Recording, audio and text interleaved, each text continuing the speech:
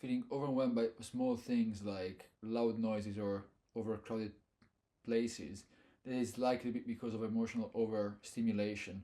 Causes when too many stimuli goes to your brain without you having enough time to recover. Think about a very chaotic day where maybe you snap at someone and everything feels like too much. Well, then likely that day you were definitely running on overstimulation and you just needed a break. There was likely your brain being overstimulated and asking for balance and a break. To find that balance, you can try these three advices. Number one is taking breaks, so stepping away from overwhelming environments or stressful ones. Second is trying grounding techniques like meditation or deep breathing.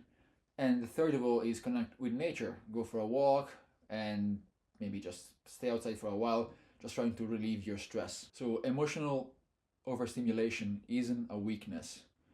Try these few small steps to see if that can improve and you might feel better. And if that resonates with you, please drop a comment or share it with someone who might find it helpful.